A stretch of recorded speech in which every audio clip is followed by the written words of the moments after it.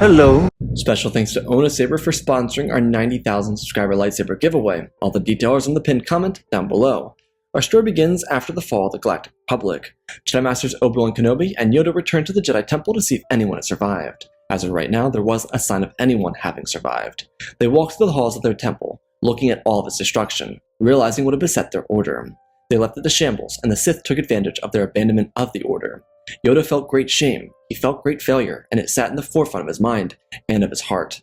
The Clone Wars were a mistake, and it cost the lives of so many. Obi-Wan couldn't figure out who could have caused this. Looking at all the dead younglings, not all of them were slain by blaster. A good number of them were killed by a lightsaber. Who could have done this? As the two continued through the temple, they heard the sound of things falling over. They ignited their lightsabers at the slight chance there'd be more clone troopers. As the two of them ran into the medical bay, they found Mace Windu and Kit Fisto helping each other out. Master Windu lost his forearm, and Fisto was missing one of his tentacles. It was cut off during the fight with Sidious, and he also had a gaping wound across the upper part of his chest. The cut wasn't deep enough to fully kill him, but if he didn't get into back to tank soon, he would likely die from his injuries. Obi-Wan and Yoda extinguished their blades and ran over to their allies. They asked what happened, and they didn't say anything. Fisto held his chest and limped over to one of the remaining back-to tanks. The others had been destroyed by some sort of thermal imploder. Fisto was lifted up and lowered down into the back-to tank as he closed his eyes. Windu turned around with a scowl, and he picked up a medical droid, turning it back on. He told Kenobi that his student had betrayed him. He lifted his arm and expressed his disappointment. The medical droid, when turned on, helped him with his missing arm situation, while Kenobi took in the news of what had happened. As Windu told them about the situation, Shakti came around the corner. She was trapped in a room when a rocket blasted down the doors, and when the doors fell, the support around her room crumbled. She was knocked out, but she was able to breathe through a small, tiny vent in the rubble. She asked them what had happened. Shakti admitted that she didn't know anything. She was in a deep meditation when everything happened. She was of course filled in on the details. She was taken aback. They all were. What could they do? Who else survived the purge, and were they all that was left? Surely there had to have been more. Yoda told the council that they couldn't worry about that yet. They had to find the Sith Lord, destroy him, along with the student. Obi-Wan found this hard to handle, and he told Yoda that he couldn't be responsible for killing Anakin, requesting to be sent to the Emperor. Yoda stopped, and told Obi-Wan that the Emperor was far too powerful for him. Yoda didn't want anyone to risk their lives, especially in a position where they were out of their element. Obi-Wan was very talented, but he would need several more years if he wanted a hope of standing his own against Sidious. The other council members asked about themselves. Yoda told Windu that he'd be coming with him. Shocked, he would go with Kenobi, and Fisto would be taken to Polis Massa. As he was directing the other Jedi, a shadow formed from behind him, and he turned over to see Master Plo Koon, another one of the survivors. While it was clear that Agan Kohler and Stacey Chin hadn't survived, Plo's arrival was hope that more Jedi had survived the Purge. The Council did have a relocation planet in case anything happened. Luckily, Skywalker was not on the Council long enough to learn about that. While the Jedi picked themselves up, Kenobi went to the archives and rerouted the transmission sent to the Jedi. He changed it to something that would inspire hope, but also wanted to direct Jedi away to a safe location. He didn't give out coordinates or anything like that. He just made sure that they knew that there was hope on the horizon. Obi-Wan knew he could not direct the Jedi to a location because it meant that Anakin and Sidious would know where to look. The Jedi, after a number of hours, would mount up and go off in their own directions. No council members had shown up at this point. They were all that was left, as it seemed. Obi-Wan took Shakti and Kit Fisto to Padme's residence. They didn't just tell her about what happened, they showed her. Padme couldn't believe her eyes, and she made it clear that they would make things right. She'd always been a fighter for peace and justice, and if her husband was willing to go against that and destroy it, then she would have to put an end to it herself. The Jedi didn't want her in harm's way, especially because of the child, but Padme told him that this was something they collectively needed to face, and she had a plan. On the other side of Coruscant, Masters Yoda, Windu, and Plo Koon descended onto the Senate building. While Padme and the other three Jedi departed for Mustafar, these three Masters of the Jedi Order prepared for a showdown with the Sith Lord. Windu had won his fight, and despite a prosthetic arm, he would win it again. This time, Skywalker wouldn't be able to save Sidious. Yoda took point as Windu and Plo followed up closely behind. They didn't hesitate. When they came in, their lightsabers were ignited, and they gave Sidious a shock. He would have assumed Order 66 would do its job, but these were the best of the Jedi. Not for nothing, Windu was out for blood too. He wasn't rejecting the Jedi way. He was rejecting a galaxy forged by the Sith. Sidious was quick to retaliate, though he knew this wouldn't go the way he wanted it to. He just hoped that Lord Vader wouldn't struggle with his adversaries. The Sith would live on through Vader. Sidious launched himself forward and their duel began. Eventually on Mustafar, Padme landed her ship and walked out. She was greeted by Anakin, who was happy to see her. When her and Anakin were standing face to face with each other, she went in for a hug, and as they closed in, she revealed a dagger and jabbed it into his stomach. Anakin was so taken aback by it that he instinctively used the Force and launched her from her feet. Though she didn't hit the ground, she was lowered back down gently. Anakin pulled the dagger out from his stomach and looked over at Masters Kenobi, T, and Fisto. They were all standing there, and they walked down the ramp. Anakin didn't hesitate. He saw this as a visceral betrayal, as something they forced on the Padme, not something she chose. Skywalker leapt forward and Obi-Wan slid down the ramp, igniting his weapon to defend the other Jedi. Obi-Wan knew one thing. He knew all of Anakin's moves. These two didn't. Skywalker thrust his blade at Obi-Wan, but he was quick to move out of the way. Shock T and Fisto were right behind Anakin. Their blades ignited, and he used his speed to surprise them. Fisto had already tangled with Sidious, so he was already ready to go. Shock T had to warm up to this. Obi-Wan told Padme to get out of the way, as he joined up. He switched forms mid-swing, which threw Anakin off balance. Skywalker got angrier and launched himself back in for the attack. Inside of the Senate building, Sidious pushed himself as far as he could go. It was such a struggle for him. Yoda was up in his face, and the other two were there every time Yoda wasn't. Sidious didn't have time to prepare any counter-offensives, and he was constantly being put onto defense. Masameda watched in fear as Sidious picked him up and threw him with the Force into the line of fire from the Jedi. They accidentally cut down Masameda, and Sidious was able to regather some of his composure. Windu saw the next move coming. Sidious used a Sith Howl to launch himself across the room. Windu moved at the same pace as Sidious, launching himself forward and spinning away from Sidious's blade, and pulling his own weapon across Sidious's arm, removing it. Sidious fell to the ground and his blade still in his removed arm's hand. He looked over to Yoda, who didn't hesitate for a moment, driving his blade in Sidious's face. Truthfully, Yoda didn't realize Sidious was disarmed. He would have likely done the same if he had known, but Yoda just didn't know in the moment. The three Jedi looked at each other, taking a deep breath, and then preparing to go to Polis Massa. The three avoided clones as they joined up with Bail Organa and departed for the meetup location. Kenobi was on the backpedal as Shock T and Fisto tried to catch up. Truthfully, Skywalker was trying to avoid a one-on-one with the other council members. He believed he could take them on, but he believed that he could kill Obi-Wan before going back against them. The other two watched the years of Master and Apprentice fall apart in front of them. They had already made their way away from the landing platforms and were making their way across the lava banks above the river. Anakin and Obi-Wan had to be careful, being that their feet kept slipping out from under them as they progressed across the lava bed. Obi-Wan was speeding backwards. As he did, Anakin slipped. His overaggression led him to slip down the right side of the bank, and it was just enough of a slip that Obi-Wan was able to get him. The worst part for Anakin was that Shock T and Kit Fisto were trying to catch up at the same time. When Anakin stopped, they thought he was pivoting to strike them, so they both moved in for a counter. Anakin, by respect, had his arm taken off by Kenobi, and each of his legs taken off by Fisto and Shock T. Anakin slipped down towards the lava river. The three Jedi were shocked as it happened, but Anakin rolled down with such speed that what remained of his legs slipped into the lava, immediately engulfing him in fire. They watched in horror as Shock T got up and ran forward, sliding down the hill and using the Force to extinguish the fires. Anakin was already incredibly burnt. Most of his face was untouched at the moment, but a good amount of his torso was, and his neck was very badly burned as well. He agonized over the torture he went through, but Shock T placed her hands on his head and used the Force to soothe him into his sleep.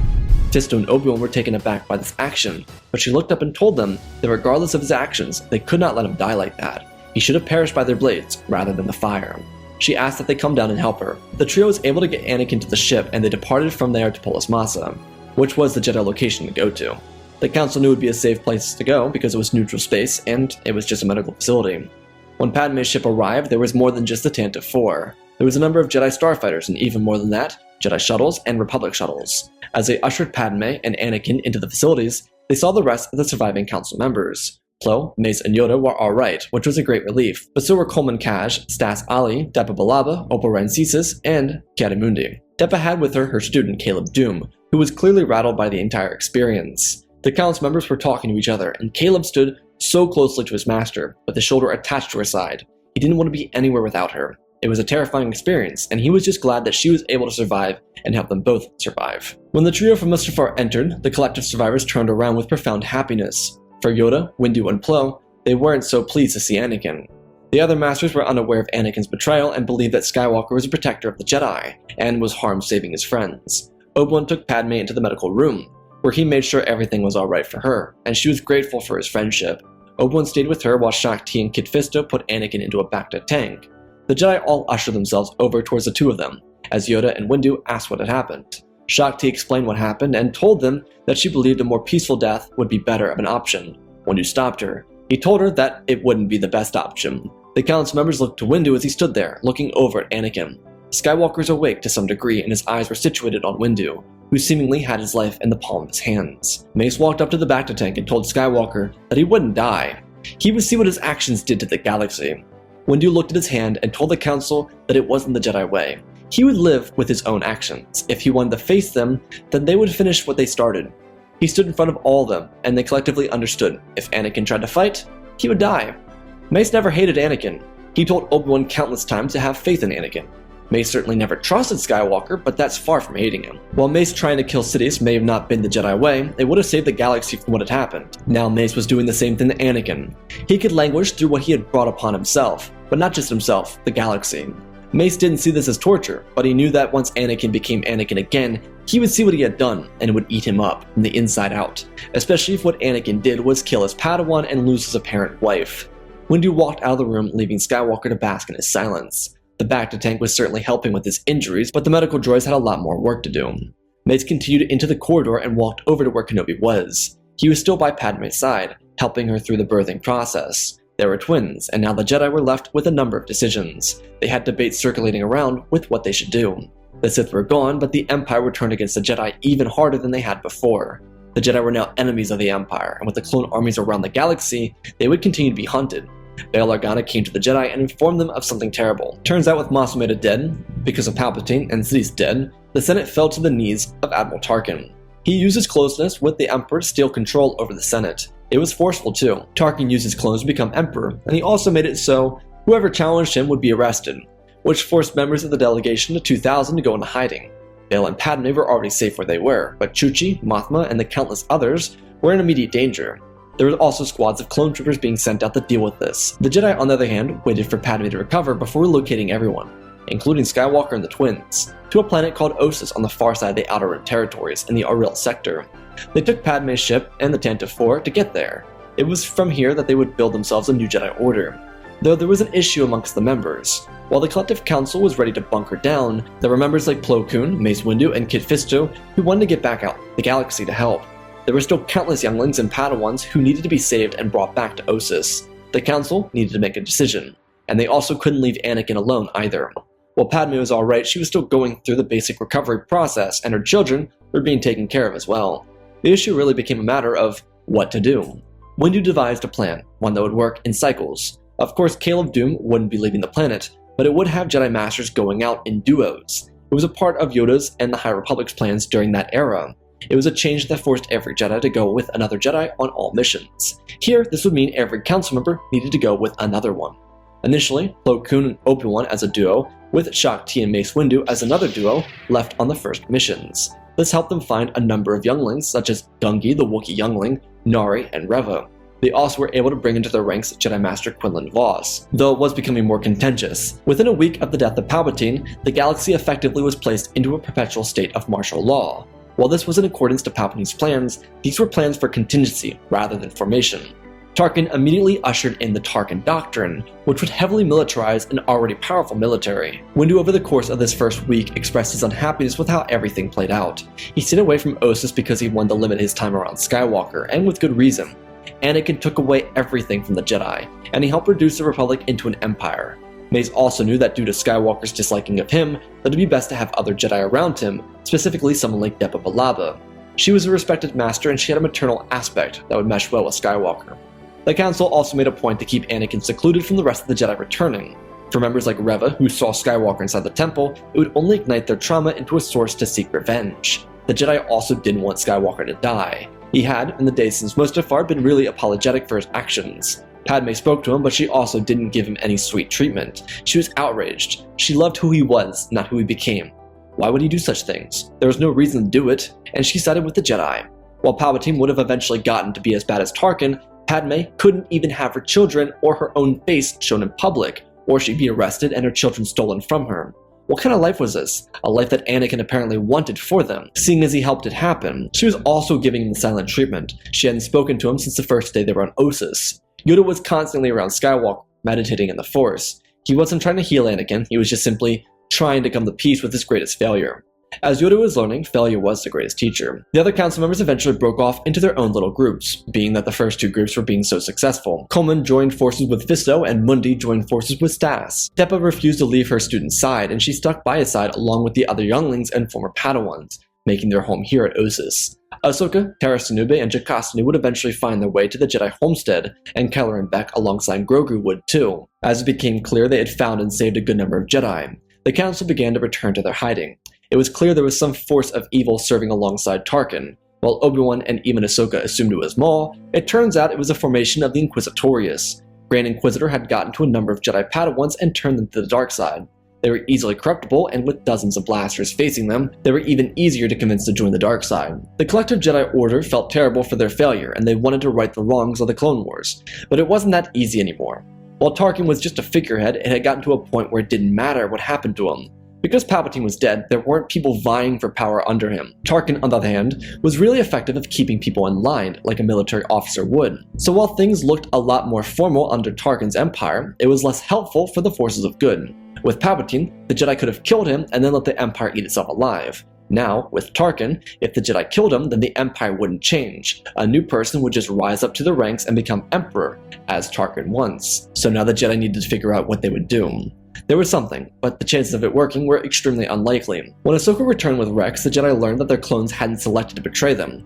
For some of the Jedi, this may have been true, like Mundi's psychotic commander, Bakura. But this did mean that for the Jedi, there was a chance to turn the Emperor's army against him. Though they couldn't just storm into Coruscant and force all the clones to have a medical procedure. The Council came together and thought over their options. By this point, it had been a month since the fall of the Republic. The Jedi Order had 80 members found and brought back to the homestead on Ossus. The rest were unaccounted for Inquisitors or dead. This was problematic for their order, and they knew it. A direct assault wouldn't be worth it. They were harboring so many people here on the planet. See, Ossus wasn't just a refuge for the Jedi, it was a place of safety for clones who either resisted Order 66 or mutinied against the Empire, as well as political runaways such as Chuchi, Organa, Mothma, and Amidala. This was a place for all freedom fighters of the Republic. It was hard. They all collectively watched the Republic they fought for die. The Republic was already an empire before Palpatine officially became Emperor. He just cultivated their minds and turned them all into loyalists for his cause. It was no longer a Republic with Palpatine, it was all about him, and his supporters buckled for it, just as his political allies. He turned them into an imperial regime before the Clone Wars even came to an end. It was a manipulative tactic that captured their hearts. Tarkin just fed off of it, and he thrived off of it. And because of that, the Jedi couldn't be seen as heroes, only agitators. Any move the Jedi made would look to upset the peace, and it was intended to do as such. Same went for the clones and senators. If they disrupted the balance, then they were either too sick to be troopers anymore, or simply CIS loyalists. The plan worked really well in Palpatine's favor, and while a good portion of it was genius, a lot of it was luck.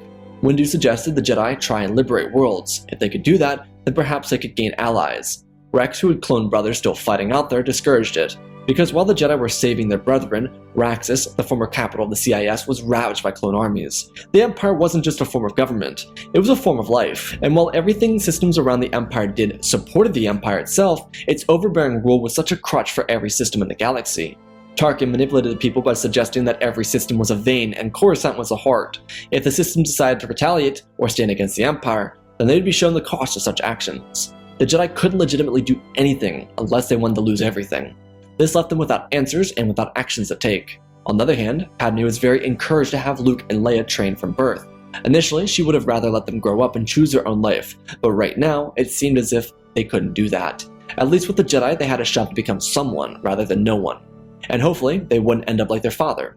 Anakin, on the other hand, received visits from a lot of people, which really broke his spirit and his heart. But no one hurt him the way Windu did, because Windu came to Anakin's side and told him that he was sorry. Maybe it was reverse psychology, or maybe it was a genuine heart-to-heart moment. But Mace apologized. He told Anakin that he should have been there with them when they confronted Palpatine.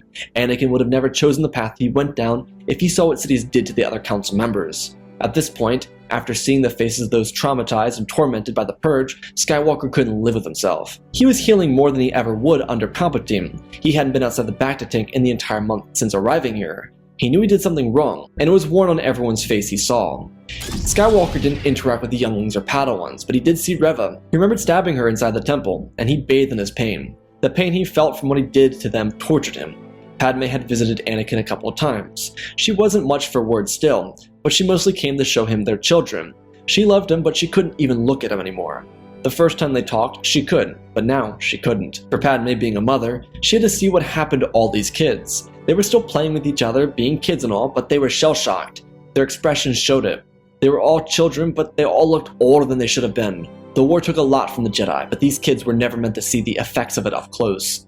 Yoda at this point stepped down from the role of Grand Master. He didn't want to do it anymore, and decided that his legacy of failure would end with Order 66. The Order now belonged to Plo Koon, after a week-long stint with Master Oppo Rancisis. Oppo served as interim Grand Master due to his age, but he didn't want the role either. Plo Koon was the eldest member of the Order after that, so the role was thrusted upon him. He took it with stride and began doing everything he could to help out the members of the Order. He did realize that with the Empire lurking, it was important to make sure they remained hidden. That is until it became well known that Death Squads were actively looking for Jedi. He knew that Death Squads weren't enough to destroy the Jedi, but if they reported the Jedi's location, then it would ruin everything. Tarkin, unlike Palpatine, wanted to kill all the Jedi immediately. While yes, Palpatine wanted to kill them all, after he became Emperor, he knew that some would join the Empire and others would suffer. He knew that they would just not pose a legitimate threat to him, so it didn't really matter. Obviously, that was before he realized the Council survived. Tarkin was more interested in wiping out any signs of resistance. Tragically, any type of resistance was snuffed out immediately. Saw Gerrera, being one of them, was killed in a force fire created by an orbital bombardment. The Jedi had less and less allies, and they were becoming vilified as it became harder for them to exist in the galaxy. Plo sent out council members to unsettled planets to make themselves known. This was simply to keep the Empire away from Ossus. While it wasn't intentional, this was a stroke of genius, because it introduced the Empire to Crimson Dawn accidentally. Tarkin wasn't thrilled with the idea of a criminal empire, and so he decided to wage war on the Outer Rim. This did give some leniency to the Jedi, as they were able to move more freely in the galaxy. Plo and the Council consistently tried to strategize their approach, but then it became clear that, thanks to the Tarkin Doctrine, that clone troopers were being replaced. The new stormtrooper armor wasn't being used yet, but it was close to being implemented, as Tarkin had been working on it since before the fall of the Republic. Without Palpatine, Tarkin was able to push forward a military budget. 90% of that budget went towards it, which works really well as an emperor. As for the subjects of that empire, their loyalty and even at that certain points, complacency was beginning to dwindle. It only took a month for heads to begin turning, but as that month turned into more months, people longed for the Republic. Not Palpatine's Republic, but the one that stood before it. The Empire was lurching, and people were sick of it, though they didn't have anyone to rally behind. This is where Plo Koon and his council realized they needed to thrive. With a war out in the Outer Rim taking place, the Jedi needed to stand up for people, though this was immediately matched with backlash. The Jedi showed up in a mid-rim world. The people rallied together, and then the Empire came. The tragedy is, they went to a Republic planet, a planet that sided with the Republic very on in the Clone War. When the Jedi came, the people celebrated. When the Empire came, they died. The city that the Jedi came to was blown to pieces. An orbital bombardment reduced the people to fear. Tarkin understood that the Jedi used hope as a weapon. The only thing that could stop fear was hope. Tarkin realized the extent of which his oppression needed to go. With the Empire retaliating harder than anyone could have ever imagined, Plo told Rex and his allies to go out and find as many clones as possible. Maybe it was a fever dream, but they needed to get the clones with them. They weren't safe either, but the clones were directed to the moon of Ossus, just until their inhibitor chips were removed. Most of the clones brought back were already resisting the chip. It was just more so a security blanket, if you will. The Council realized how desperate the situation was becoming. They collectively continued to come up with potential solutions, though it was only becoming more difficult the more they tried. The Empire perfectly countered everything they did, which only made them look worse to the collective people who paid attention. The Council then came to a conclusion. Instead of trying to raise a rebellion on the outskirts of the galaxy, they needed to go inwards. It'd be much better to do that. With the criminal empire on its last legs, the Jedi decided to go all in. The collective council, aside from Oppo Rancisis and Yoda, would go to the lower levels of Coruscant. Turns out there were collections of people in the lower levels who had tried rallying against the Empire. There was an entire system that got trapped down the lower levels. The people of the Republic were trying to fight back against the Empire, but they were essentially just blocked off. The Tarkin Doctrine didn't feel like climbing down into the lower levels of the city, so they just boarded up the passageways and locked everyone down there. On a typical planet, that wouldn't be a big deal, but Coruscant had a population of 3 trillion, and when most of those people were cut off from light, they went from supporters to deniers. While a majority of rebellious people existed on the lower levels, there were also millions who weren't supportive of this rebellion. So when they got trapped, they turned against the Empire. How could you support a system of government that punishes you for someone else's mistakes? When the Jedi arrived, they realized how dour the situation had gotten.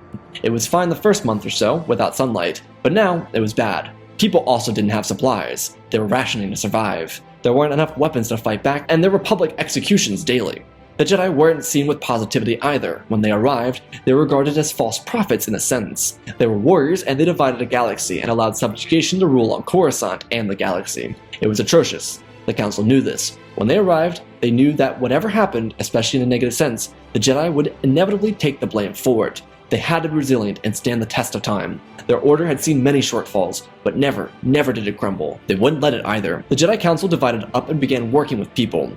The members present were Stas Ali, Depa Billaba, Coleman Kaj, Obi-Wan Kenobi, Mace Windu, Shak Ti, Kit Fisto, Plo Koon, and Ki-Adi-Mundi. They worked quickly and dedicatedly. The Jedi were able to open a trade route for supporters that were on the top side to funnel supplies down into the lower levels. There were multiple access points for this to be done through. The Jedi just made it easier. On the other hand, Emperor Tarkin was announcing his victory over the Crime Lords. He went to Tatooine to stand before Jabba's palace as a Crime Lord was executed on live broadcast. Despite everything Anakin did to the Order, Yoda made sure Anakin could see this. Yoda and Anakin spent a lot of time together, and Ahsoka did too. But for the most part, Ahsoka feared continuing her master's legacy, and she rejected Anakin's apologies. Yoda, on the other hand, was meditating with Skywalker as much as he could. His main intention was to get Skywalker to become as free as possible. This wasn't Anakin as a Jedi, but Anakin as a wielder of the Force. Yoda hoped that once that was done, he could make a push for Skywalker to become more of a Jedi-like person.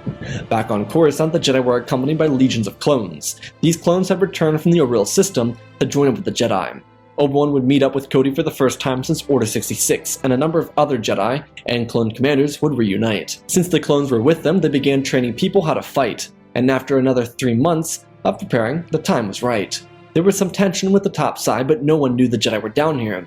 Tarkin sent spies down here, but they were always quickly captured and dealt with. He even used clone troopers who had been reprogrammed to be sent down here, but they were also captured quickly too. Tarkin's plan to trap the people down here had worked too well, because now they were fortified, so he couldn't get down there even if he wanted to. Well, what he wished for was granted when they came to him. He wanted the gates opened, and the people of Coruscant opened them up. It didn't matter who or what it was. They came for the Empire. Tarkin situated 3 Venators over the main gate, but that really wasn't enough. A couple kamikaze vessels would smash into the bridge of the vessels and disable them. One of these transports would kill Admiral Yularen in the process. On the ground level, the clones broke into the Imperial military facility and shut down its power. They caught the stormtroopers off balance and took the fight to them. Stormtroopers may have been the replacement, but they were never going to be as good as a clone trooper, and the clones proved that right here. They killed the stormtroopers like it was going out of style. The clones turned the weapons of the Empire on the Empire, and the war for Coruscant began. Tarkin had actually just returned from his campaign around the Outer Rim. He was essentially going out there to say, hey look how good of a leader I am, come join the Empire. He was inside of his office as the war began. His aide told him that they needed to go, and he prepared to leave. However, the Jedi were already there. Not all of them, but 3 of them. Grandmaster Plo Koon, Master of the Order Mace Windu, and Obi-Wan Kenobi. Tarkin knew that the Jedi had to be involved, and his hunch was proven right. Hence why he kept the Inquisitors guarding him. Grand Inquisitor and 5 others attacked the Jedi. The 3 council members didn't want to kill them, but they seemingly didn't have a choice. If they could save the Inquisitors, it'd be better of a fate for them. But they had one mission: kill the Emperor. It wasn't the most Jedi thing to do, but at this point it didn't matter. He was responsible for genocide, and on top of that, the imprisonment of an entire galaxy. He needed to be stopped. As Inquisitors moved in on the Jedi, Windu dispersed them, throwing a couple of them from their feet and launching himself at Tarkin. Obi-Wan and Plo immediately got into a duel. Tarkin wasn't a match for anything, as he was swiftly cut down by Mace Windu.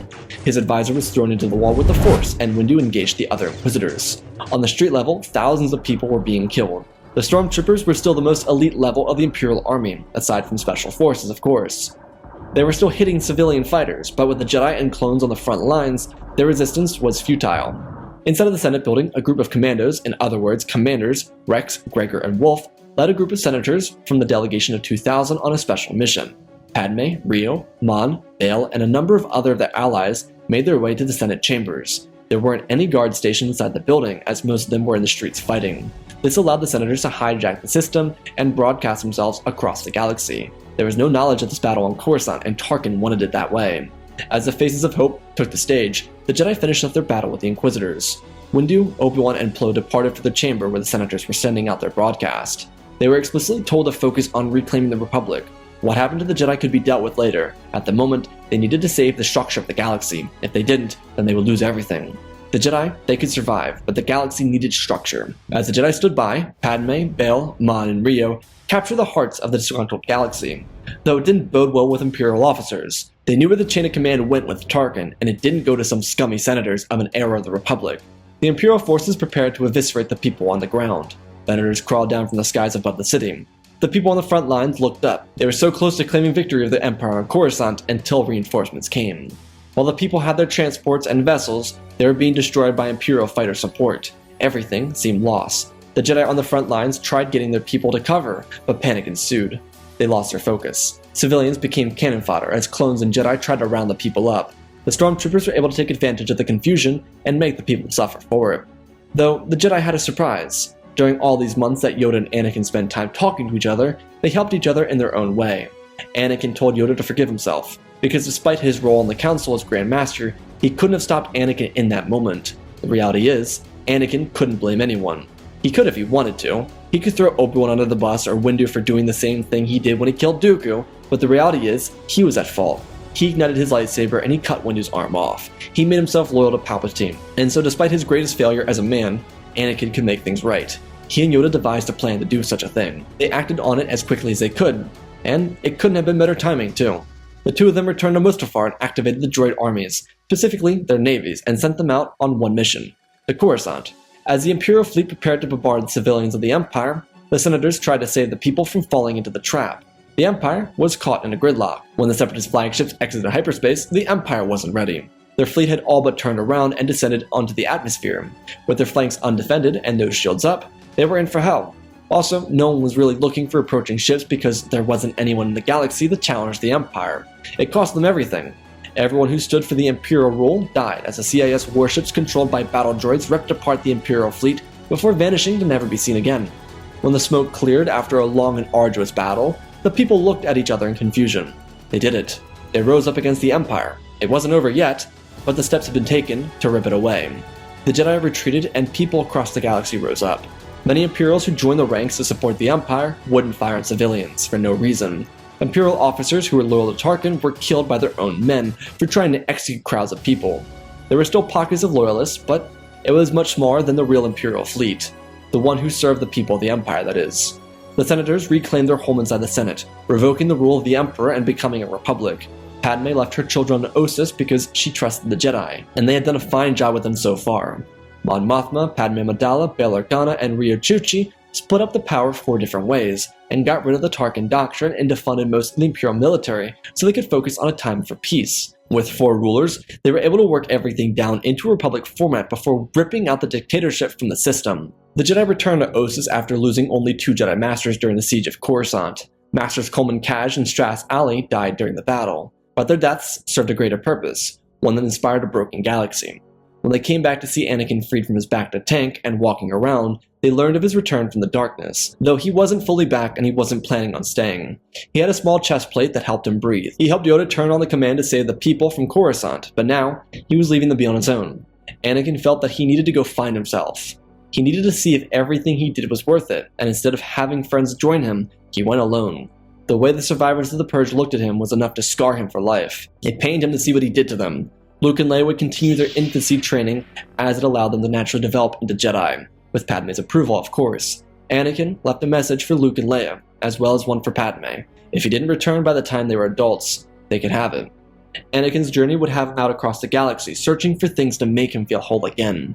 Ahsoka, on the other hand, rejoined the Jedi, seeing how far it had come since his fall. While Maul was killed in the fight against the Empire, the Sith had been completely extinguished, Grand Inquisitor being the last in a line of very bad people. While the restoration of the Republic would take time, the Jedi were given freedom to return to Coruscant, but they didn't want to.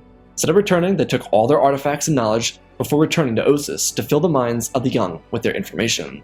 Eventually, Padme would return to Ossus and thank the Jedi for everything they had done. She would take her children with her back to Naboo, so she could retire away from politics. By the time she did retire from politics, Luke and Leia were 10 years old, and they did want to go with their mother. They selectively chose to go with her. They had seen the message left behind by their father, but they had never met him.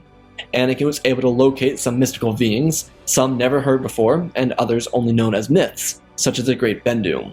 His time finding himself through the Force was difficult, but once it was done, he felt a sense of enlightenment. He didn't seek power, he only wanted peace, and when he returned, it's what he found. Eventually, he'd find his way to Naboo after visiting the Jedi and receiving a warmish welcome from their surviving members. When he got to Naboo, he was able to rekindle what was lost, and he would be able to teach everything he learned to his children. While the relationship between him and Padme was unstable, it would be fixed in time, and they'd be able to restart what was lost. The Jedi by this point had gotten their numbers up to around 150, and while it wasn't much, it was a chance for a fresh start in this ever-changing galaxy. And that, my friends, is our story. Again, special thanks to Galvin Gaming, Tristan, Darth Revan, Pimp Daddy Bane, The Last Jedi, Apollo, Weewoo 670, Rai 700, Darth Nox, The Eternal Padawan, Jedi Sloth, Mr. Yeet Gamer, Mad Matty Studios, Anakin 003, Fordo's Legacy, Star Wars, Lemon Knight, Rex the Wolf, the man with 3 first names, Dark Saint 46, Aaron, Joshua, and Lord Deadwing for supporting the channel. Smash the like button. If you want to support me in other ways, go check out the Patreon. The link is down below. If you want that list to get longer, it'll get longer. Sith Clone Wars or the Return of the Sith Empire, that series updates are in there, and other things such as polls. Otherwise, let's talk about the story real quick. So, obviously, the main thing is, oh, Sidious died really quickly. That was intentional. I wanted the main villain to be someone different. I wanted the main villain actually to be the Empire. And honestly, there's a lot of inspiration in this from Hunger Games, the capital, the whole thing there. And so you'll see a lot of that parallels there in some of the things that President Snow would say. So there's a lot of parallels to that. And I guess President Snow being Tark in this situation, he's just kind of a dictator, even though he's like, well, President Snow is president, you know what I mean? So like, there's a lot of influence from that. But I also like, I really like the dynamic of having a council alive during the post years of the Purge, but also trying to fight back against the Empire in their own little resistance that doesn't initially work. And the only way they can fight back is with a collective people. So yeah, anyways, I hope you all enjoyed this video. Fun video. Anyways, I love you all, spread the love, and always remember, my friends, may the Force be with you.